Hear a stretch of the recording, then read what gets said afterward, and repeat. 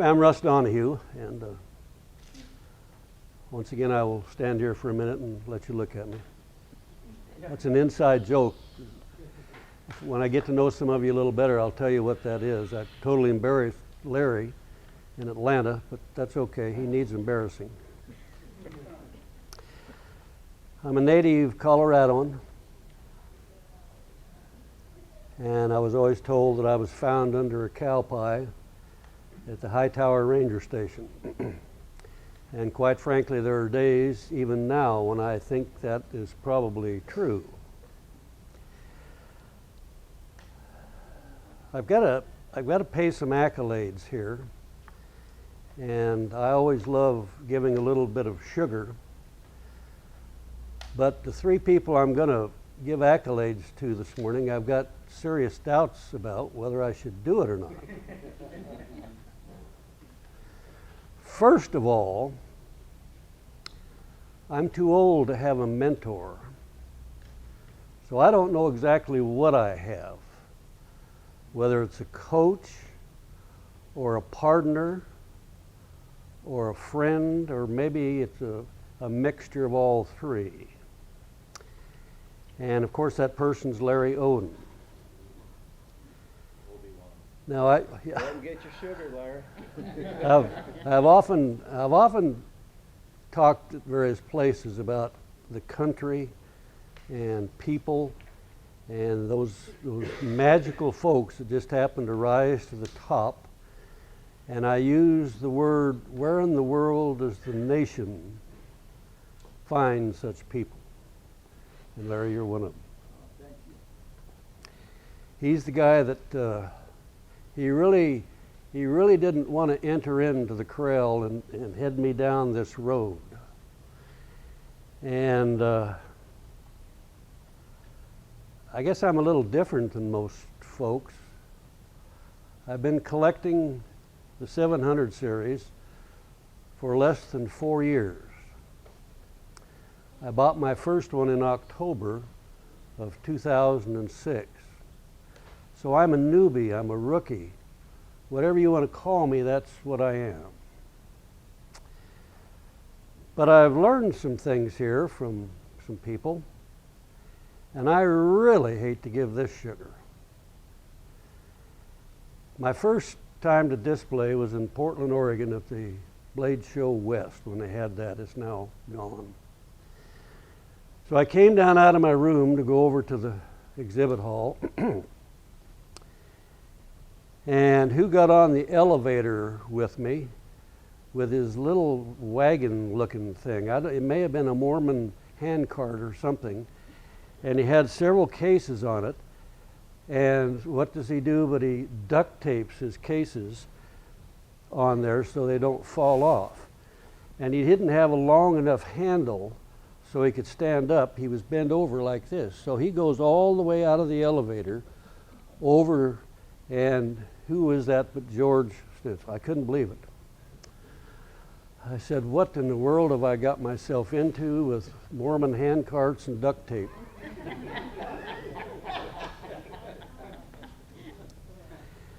George and I become friends, and of course, like our club, all of my buck friends are distant friends, distance in terms of raw distance between us. And George is a character. We've talked on the phone. I try and get him to email, and it still befuddles him, so I've given up on that.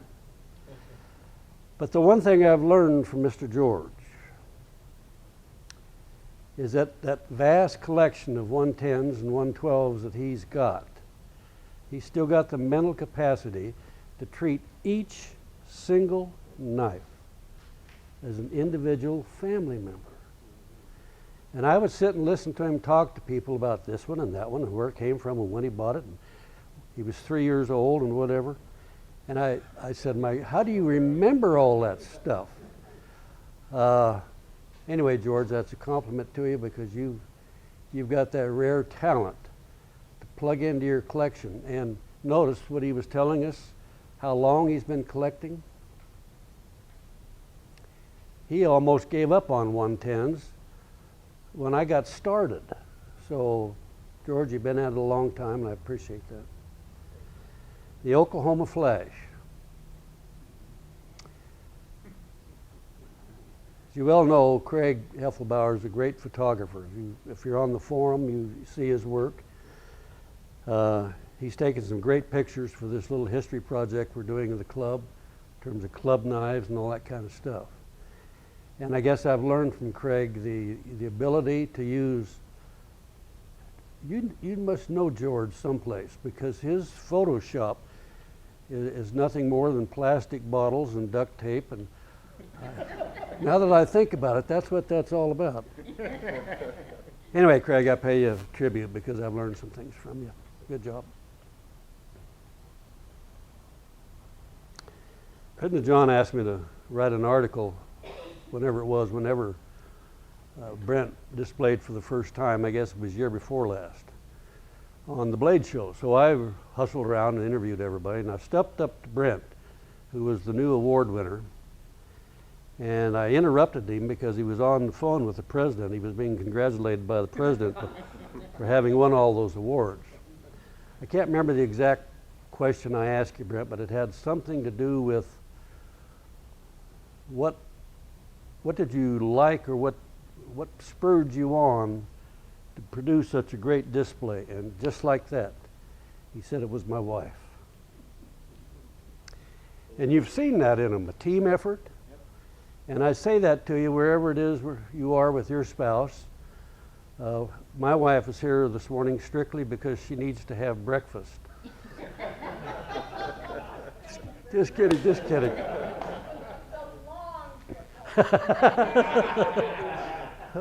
Cold, long. And at least you're the one wife that did show up today.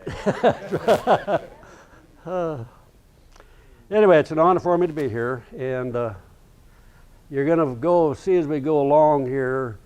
I'm not like George. I'm not going to talk about bushings and back springs and all those other little things in there. There's a reason why I collect the 700 series. There are none of those variations. There are only 5 simple models that I can understand. In fact, when I first got started in this and started to display, there were a couple of people, George wasn't one of them, he's been very supportive, that said, Russ, you know, you really ought to consider collecting something else. So they even talked about the 532, and they even talked about somebody needs to make a collection of all the various cutouts of the models. So I said, well, that sounds interesting. So I went home and quickly looked at the price of some of them, and I said, I'm not going to do that. So what intrigued me most of all, think of my background, where I came from, is the title of these 5 knives, each one with pony, you know, a horse type name. The horse scenes that are on the etched blades and so forth.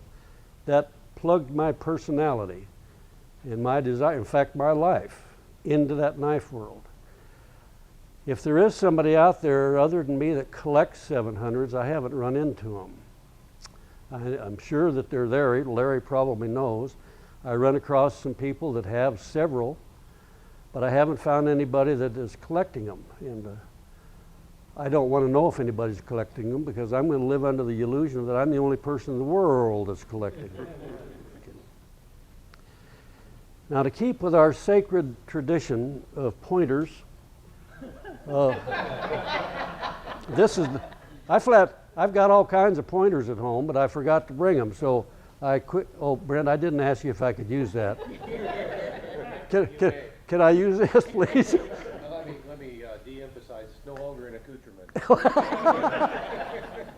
Okay, cool. Anyway, most of you I walked up on this morning and asked where you were from, introduced myself. I try and do that when I speak to people because I kind of like to know who's in the audience. Being a 3-year-old collector, as you might well guess, there's lots of stuff I don't know. And I take pride in that.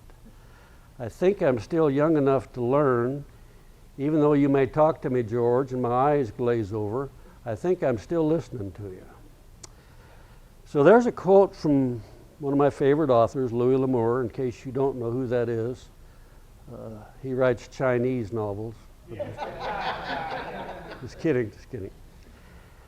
And, you know, you always step into a group and sometimes you don't know what you're facing, but I kind of knew exactly what I was facing today because I think I'm amongst friends. But there's also a certain amount of loneliness in here, and the loneliness means, am I going to tweak an interest with you, or am I going to bore you to tears, or whatever? That's, as a speaker, you're always concerned about that.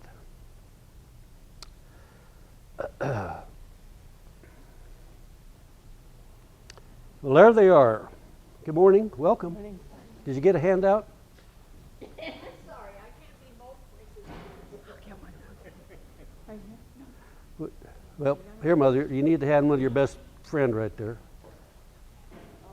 You just passed it up. I'm not I call her Mother, so don't let that bother you.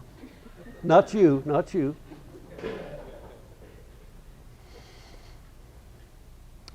Whoever at Buck early on had a problem naming these things, and I'm going to blame it on Joe Hauser.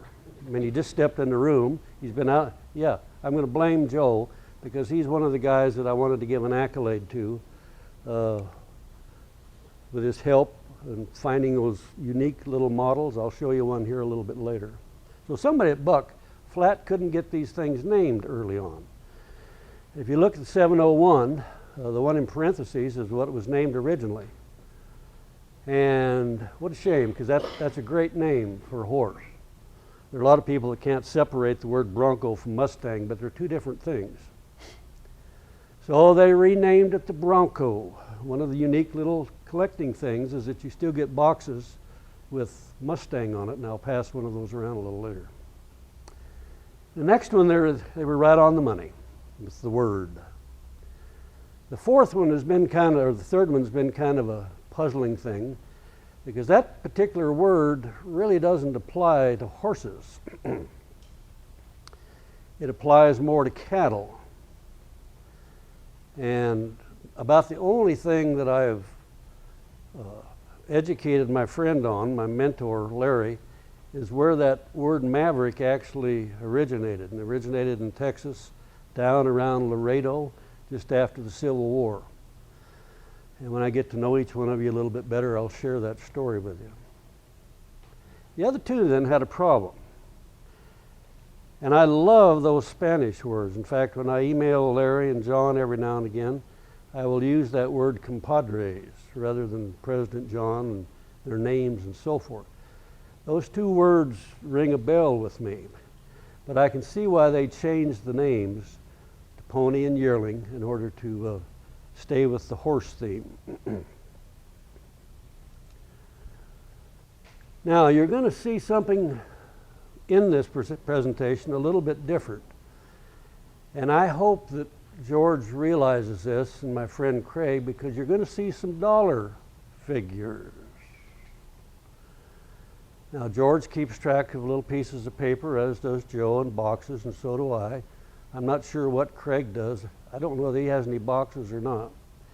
But I also track very closely my investment in them. Okay, well, there's the baseline there of what they retailed for in those days. You can see when they came out. I've had two conversations with Larry about this, so I forgot about the first one. So I called him again, and we talked the second time about the very same thing. And he said, Russ, I told you about this when you first started to collect. I said, I know, I just forgot. And that's when they actually came out. I've got paperwork that says, you know, they come through the factory, and a few were in circulation. And I think I agree with, well, yeah, I agree with my mentor. It's kind of when they hit the catalog, when they hit the retail market, is when they come out. So that's kind of what I'm using as my benchmark type thing.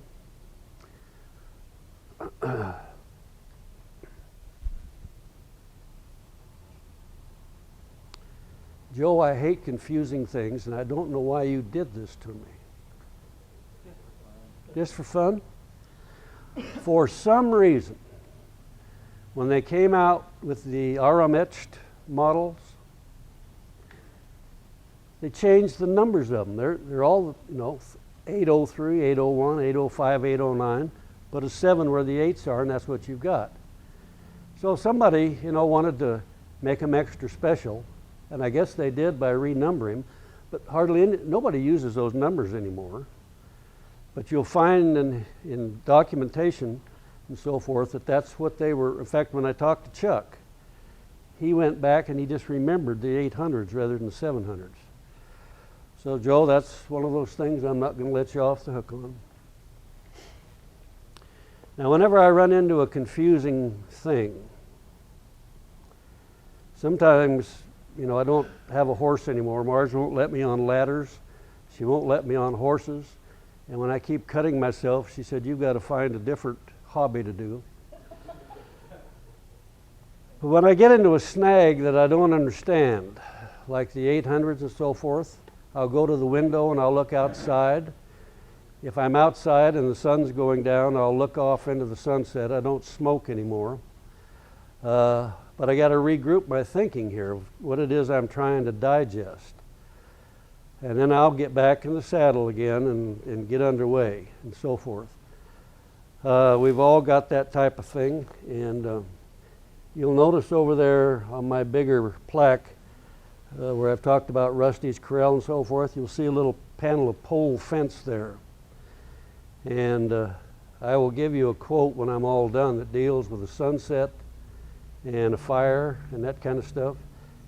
Pole fences, sunsets, and small campfires are what keep me going outside of my wife Marge.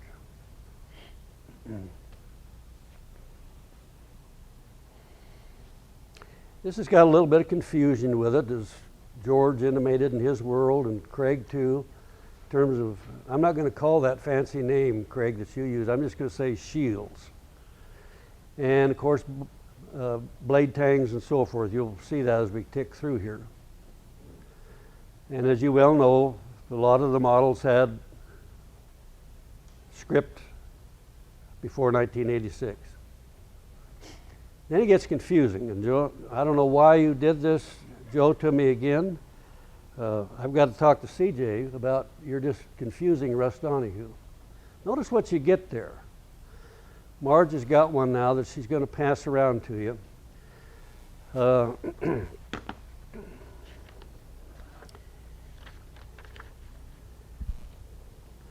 And the confusion, that first one is the 703 with the 704, yeah. But Joe had the audacity to really confuse me when he put a 704 blade and a 703, which is the three-bladed one. They were interchangeable. And going back through the factory work orders and so forth, it explains why that happened, because both blades are the same and they wanted to be able to interchange them. So when I saw that on eBay, I said, am I going to buy that? I'm pretty wary, pretty leery, and I watched it and it didn't go for much money, so I bought it, and I'm glad that I did, because what's coming around is a 703 Colt with a 704 Maverick blade in it.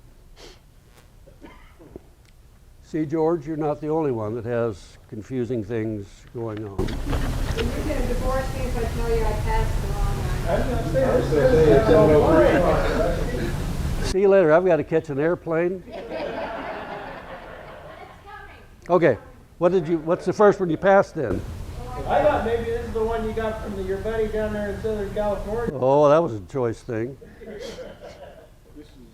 Is that the script with the block? That'll work all right. Okay, the one that's coming here is the confusing part of it, with script shield and a block tang. Yeah. Anyway, you can see they're all over the place, and I think Joe probably did this before he knew me, but I think he knew that I was coming on the scene and did that. Rusty, now this is a 701, so I'm confused now. Uh-oh. Which one were we looking at? You're going to be okay. I've got a little duct tape here in my briefcase. Do you need a little duct tape just to get you through the day? There's 4 knives going around. Oh. The 2, the Amigo, and the... There, yep. Oh, okay. I was the one You're with behind. the one you were just talking about that has the other number. Okay, It's still up here in the front row. I'm glad you clarified that. There are two others coming around, and they're in boxes. And the key here is to look at the box more than the knife, because on the box then is Amigo and Mustang, remember? And that's the key. And I learned from Joe yesterday and George about once again, the importance of paperwork and boxes. And I'm going to go back and make sure that the paperwork that's in with the Amigo and in with the Mustang is going to match up, that I didn't get fiddled with there. Okay,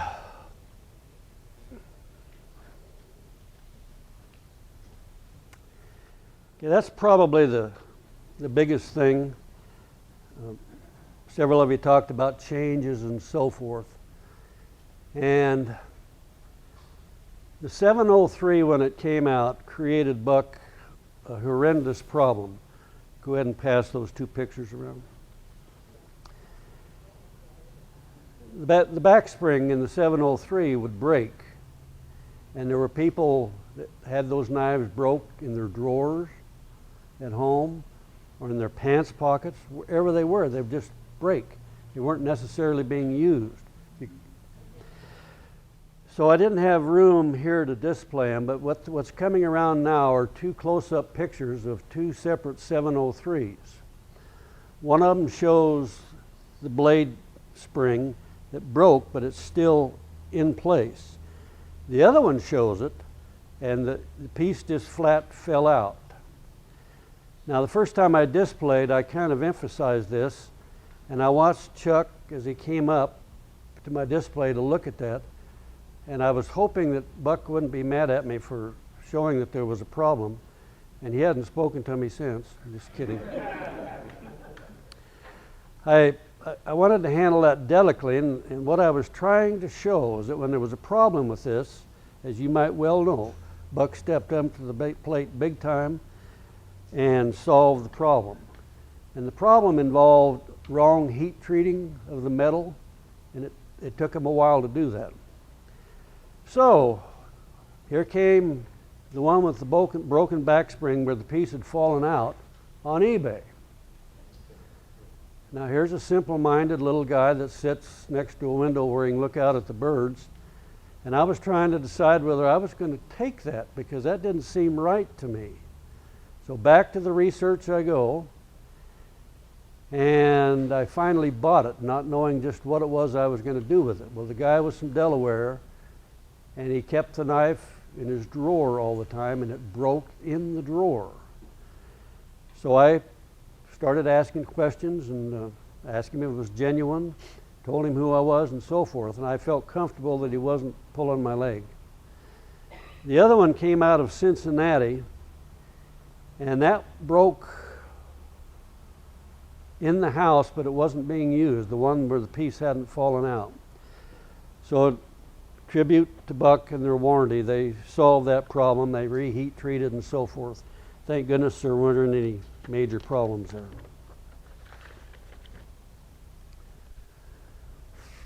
Once again, there's some money figures.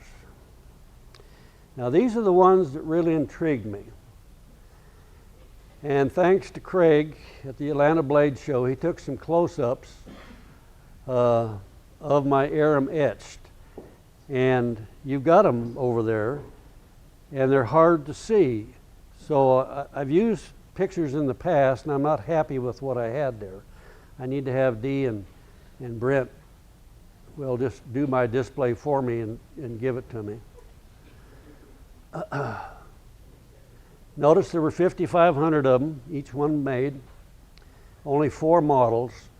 The 704 was still probably ticked off because it was named wrong, so it didn't get Aram etched. And they were all serialized. And notice the issue prices. Now you've got that in your handout. I tracked that very closely.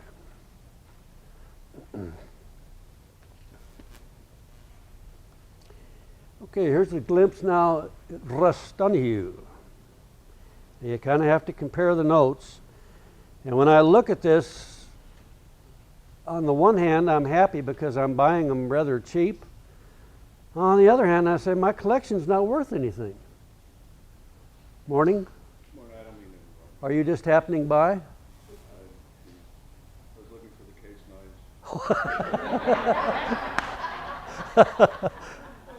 Come right in. Here you go.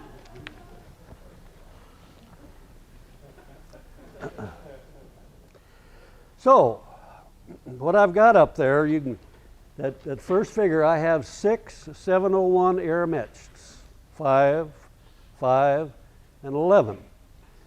And there's the average cost that I've given for each one of them. Once again, I said I tracked that very closely. Why? Because I like that aspect of collecting. I want to know where I stand financially. I try and make this a hobby that pays for itself, even though that gets hard sometimes. So I say that to you for whatever it's worth. Russ, you know, it's sad, but 300 air makers are more expensive than yours. That's great. That's the reason your wife's mad at you.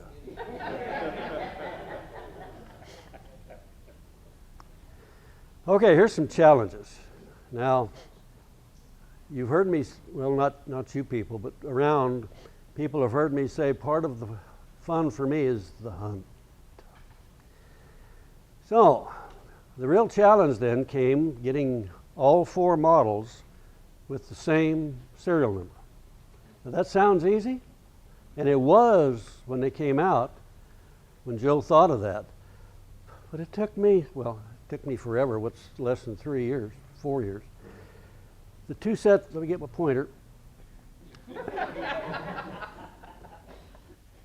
All the same serial number, and I won't go into it. If you're interested, you can come up and look. My mentor got the first set for me, and I said, Larry, you got to be kidding. He said, no. I said, well, how much do you want for him? And he said, $2 million. Just kidding. So I got those, and I couldn't believe it. I had them all with the same serial number. So a while later, some yahoo called me. I don't know how he got my name, and said, do you want? And I said, how much? And he said, $2 million. And I said, okay. So I got the second set there. So there you see the serial numbers that I've got, and I'm proud of those. Now, Joe had a hard time with that 1776. What knife was that? What? It was okay. Had a hard time getting rid of those. They were serialized, so they put this package together, the 1776 Bowie and these 4 models to market them. The hunt. I'm looking for the serial number in the Bowie 678 3887, and I watch on eBay and wherever else I can find them, and so far nothing's been close. And one of these days I'll find one. Don't tell me you've got one. No, I really don't question. Where are the serial numbers on the knife? Or on the back side of the tank. See, I'm not that techie as George. I don't know exactly what's the front of the knife and the back of the knife, and I just learned from Larry the belly of the knife, so I'm still learning all that kind of stuff. The way I understand it, those 2 numbers, in the Bowie, they were melted down. So you just get one ball. You did that on purpose. Anyway, that's my first hunt, and it's not an obsession with me, but it's pretty close. Okay. You'll see some David Yellow Horses over there. And I've got 9 of them, but I only display 3. Extra special, as you might well guess. And I need to pay also an accolade to Gene Merritt for his guidance and his help in helping me understand what we have there. Extra special. Now, once again, there are the issue prices. My second hunt. I almost want this worse than the buoy. And that's the eagle silver inlay. And notice they only produced 59 of them. And when I find one, I'm going to jump with glee. Now, I guess this is an accoutrement. Is that the right? Accoutrement. Stuff.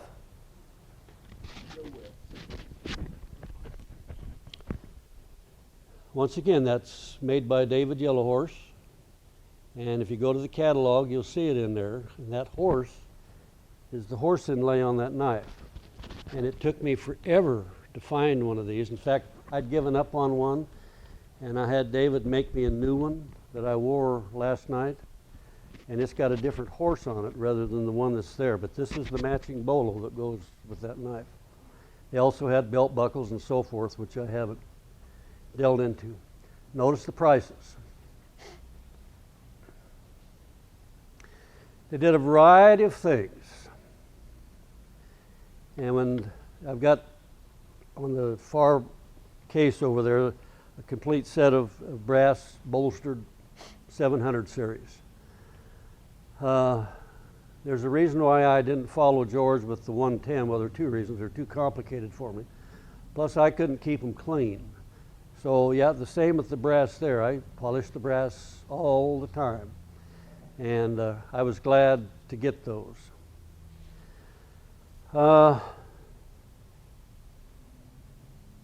Whittler's kit. Marge will send this Whittler's kit around. Great marketing tool, I think. Those came out. I think I've got my little price tag in there on what I gave of that. I've got about 3 of those. Some of them the wood has been used, some of them the oil has been used, a couple of them the knives have been used, but this one's fairly pristine. And it's hard to display. I guess I could use it in a shadow box type thing, and I may well do that because I am learning that the shadow box thing, I've got several items that I need to do that with.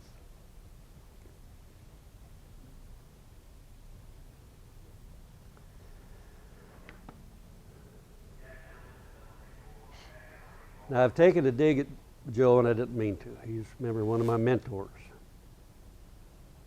The other night, I guess it was night before last, at the knife swap, I couldn't get to Joe's table. I looked over there, and it was just crowds of people. And I'm kind of a loner. In fact, if you look at me, I'm always on the end or in the back. I very seldom sit in the middle of people. I park on the end of a parking lot. I never park in the middle of people. So when the crowd kind of dispersed a little bit, I walked over to Joe just to see what might be there. And lo and behold, here was a 704 Damascus blade. And I looked at that and I said, Joe, I can't believe it. And it was in the box and so forth. And I really didn't care how much it was because I was going to buy it. $2 million. Yeah, $2 million.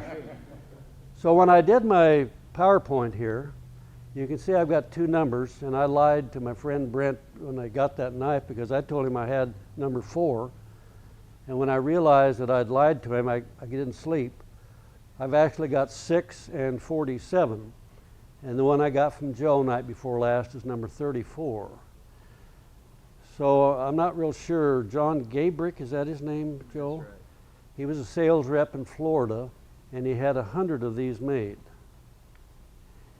Now, what did he do with them? Sold them, okay. Whatever. They showed up at a Buck newsletter one time too. Anyway, these are the only Damascus blades that I own, and I like them. Steel was and so forth.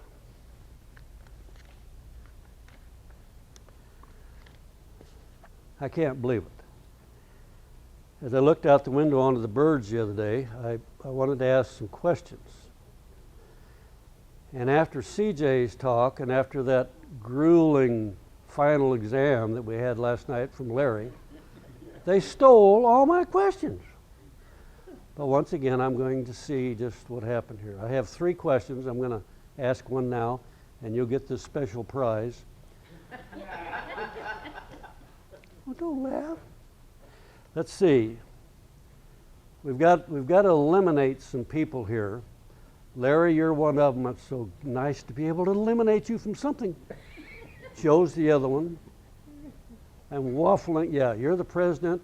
You can shoulder the responsibility, so you can't answer this question either. I think that, you okay? In what state did Hoyt Buck begin experimenting with the tempering process, which started him on the road to building knives? Kansas.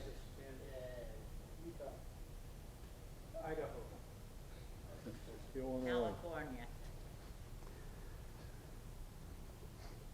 I know why our table didn't win last night. Lawrence, Kansas. Was that you, Pat? Nope. Now, what this is, what you have in a handout there is that great article from Larry on the 700 series. And I compliment you for that, Larry. Well written. I refer to it all the time. So that same article then was written in Knife World. Upgraded. Huh? Upgraded. I don't know if you subscribe to Knife World. If you don't, it's a pretty nice little publication. And the title of it here is Cowboys and Cutting Horses. And you know then, as you start to see who I am, how I warmed up to that title. And I asked Larry if I could use the words cutting horse, and he said absolutely. So, Him and I type, who? Brent and I type. We both say Kansas same time. Okay, the tiebreaker, stand up. No, I'm just kidding. Turn in half. Yeah, I've got it. One of the other little unique things, now George had quite the spread yesterday on she's, as did Joe. Well, there's my world of she's with the 700 series. Once again, it's simple. I only have one to fiddle with. I don't care about rivets or stitching or anything. President Joe has one of these on, and yeah, and anyway, to show you the difference between President John and I, he likes this little thing here longer, like it came. I happen to like it shorter, so I used my dull buck scissors and clipped it off. So mine is shorter than what President John's is. I'm just kidding. But this was made for the 701. And this is kind of one of my everyday carries with the 701 that I had Leroy kind of fix up and beautify for me. I'd send that around, but I don't think that would create a lot of interest. Whatever. Over here. Who? Yeah, I did actually want to see it. You want to see it? Yeah. Bless your heart. I'll take a look at it. Treat it very carefully because it's very tender.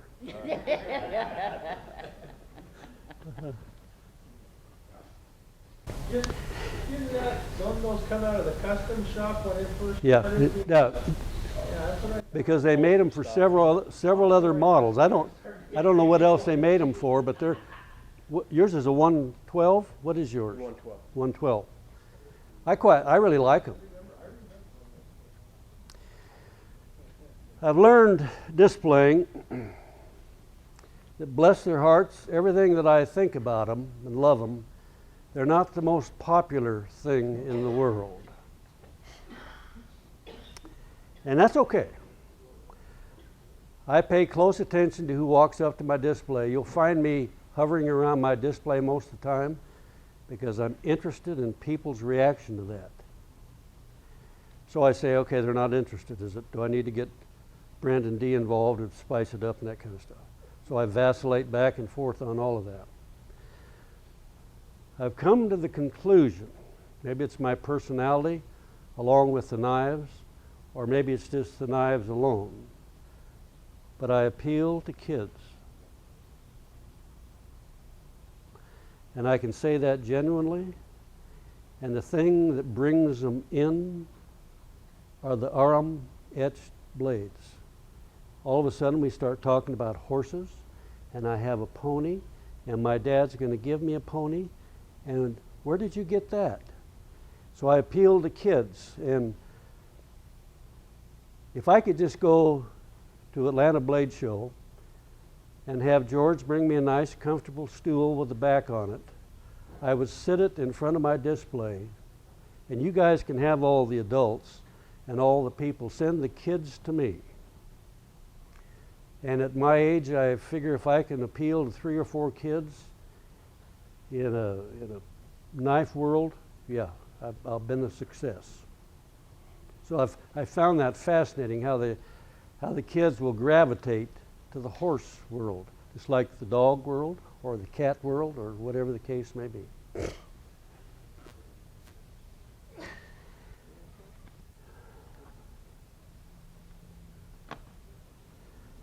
I was very chagrined the other day when Craig got up and mentioned the PRCA rodeo and how some of the 300s were involved on all that. And I'm glad that I didn't list the 300s in the last bullet there. Just kidding, Craig, just kidding. I liked that. And I've been able to buy them. Boy, they're not around much anymore. Almost for the last 6 months. There's been one PRCA knife on eBay, and it's a 110. You can buy it, George. It'll be okay. You don't see them much anymore, and they're in my display in the middle case there on the lower left. Those are the only 2. And I quite like the PRCA. You can see what's etched on the blade and so forth. And they did a whole series here with the rest of the knives and so forth. And I don't watch for the PRCAs much anymore. You know, I've got 2, why do I need 4 type thing. There'll be a 525 and a mail fee on 2. Free? Free. Okay. Just kidding.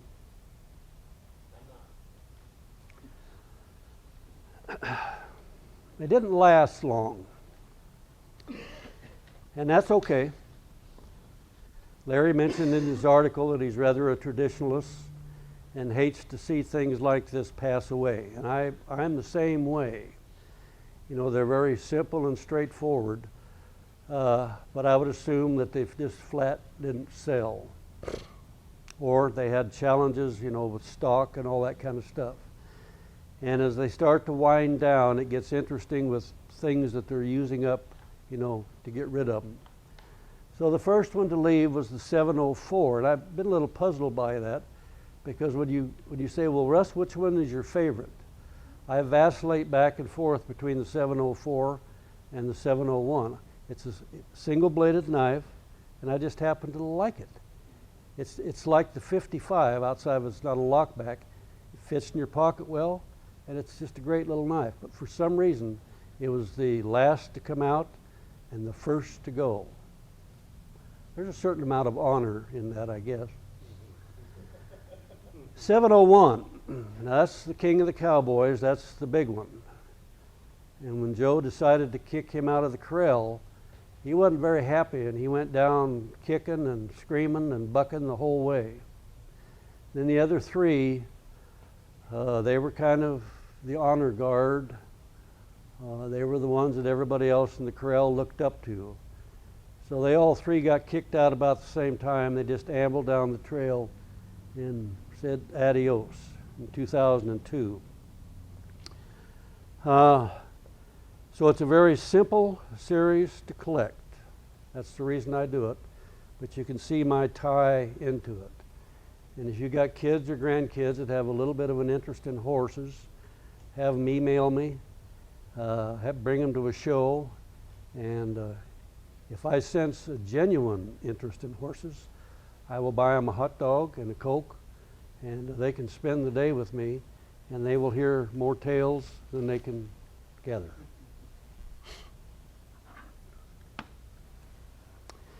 Well, in this less than 4 years since I've been collecting, I've rescued 191 horses from the wild deserts of Nevada. Now that took a while. And when I first started out, I bought everything I could see. And I learned from George and Larry that there's a better way to do it. So I buy very few things anymore that aren't at least new in a box type thing, unless they're very unusual. There, once again, are the numbers that I have. Now, one of the things that is a personal thing with me is that I wanted to have each model for each year. And that's been a challenge. So there are the numbers that I've got of all of them. And I'm getting close to having a model number for each year. Now, is that important in collecting? It may not be, but it is to me. And I probably won't display it. I wish I could figure out some way to let the world population know that I've got a model for every year. They may say that's great and walk off. But for me, that's not the hunt. It's kind of the hunt. But it's a fulfillment that I am looking forward to. The 701 is the toughie. Now, it's rather than to be rounded up, it's hiding somewhere. And I don't know whether it's its popularity, or whether it's frightened, or it just doesn't want to be in Russ Donoghue's stable. But I'm having a hard time filling up the years with the 701. They just don't come around very often. When you do, they're hammered. They've been ridden hard and put up wet. You have those listed as far as what years you need? Absolutely. And I have them right with me.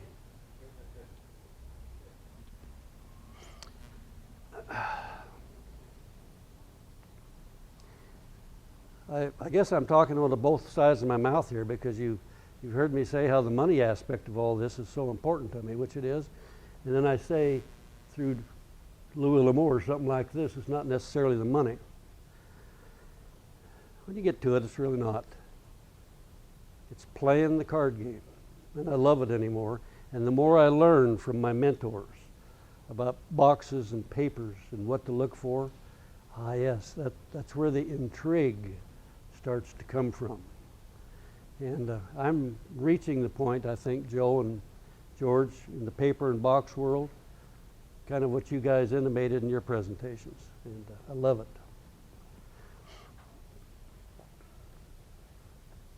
There's the little quote I wanted to give you. This is my concluding comments.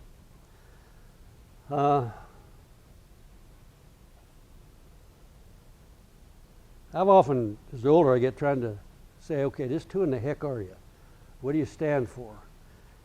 I'm a trained educator, and I spent the better part of my life debating, both debating and coaching debate. And if you've done any of that, you know full well that you've got to argue one side of a story and be convincing to the judges. 5 minutes later, you got to step over here and argue the other side of the story to convince the judges. So through the years, what I've found out is that I ended up being a middle-aged man, and I didn't have any firm opinions about anything. I could see both sides of the story, and I'm still like that. So I've got to look off into a sunset every now and again with a campfire. Now, a lot of people like large campfires. I like small ones. And if you've ever made a fire out of pinyon, you know why I say that. Perhaps pinyon. Hot fire, burns forever, and they got a great smell. So I wish you well as you start to hunt and peck, and I hope you've enjoyed your time here. I certainly have. A great event, Larry, President John, and others that have worked on it, details and so forth. The cameraman, do you realize the cameraman owns that corner? Nobody's brought him a Coke. Nobody's brought him a banana. Huh? Anyway, nice job, and appreciate your professionalism. Thank you.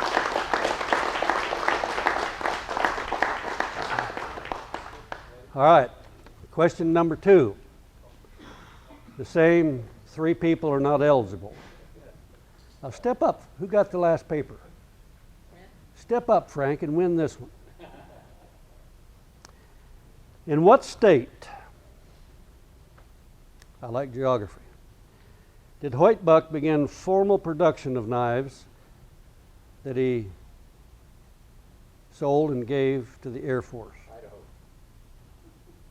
He won the last one, didn't he? Okay. Give that to your friend Frank, will you? Okay.